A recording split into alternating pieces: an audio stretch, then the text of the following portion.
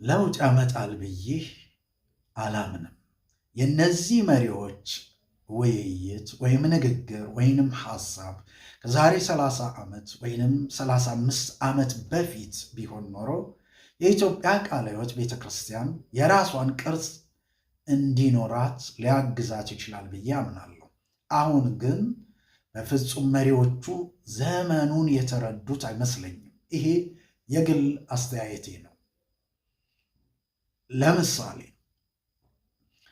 ሐዋርያ ወይንም ነቢይ የተባለ ሰው መስበካችን ላይ እንዳያገለግል ተከልክሏል ወይንም ከልክለናል። ይህንን ስያሜ ያለው ሰው ብለዋል። ይሄ የመሪዎቹ መብት ነው። ኃላፊነት አለባቸው። ሕዝባቸውን መጠበቅ አለባቸው።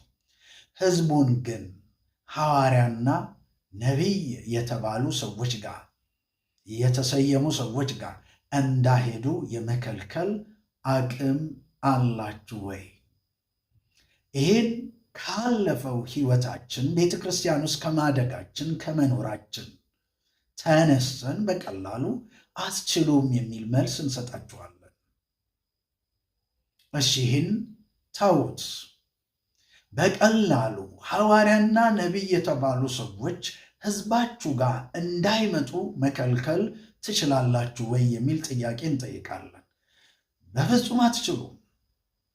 አብዛኛው የቃለ ሕይወት አባላት ቴሌቪዥን ከፍተው የሚውሉት የማንን ነው ብለን ብንጠይቅ ይታወቃል። ስለዚህ በቴሌቪዥኖቻቸው በዩቱቦቻቸው ሰዎቻችሁ ጋር ይሄዳሉ። ይሄንን እንዴት አድርጋችሁ ልትከለክሉ እንደምትችሉ ጊዜው የፈቀደውን ነገር አላወራችሁ። ይሄ እኮ 1980ዎቹ ቤት አይደለም፣ 1990ዎቹም አይደለም፣ 2018 ነው። እሺ ይህንን ተውት።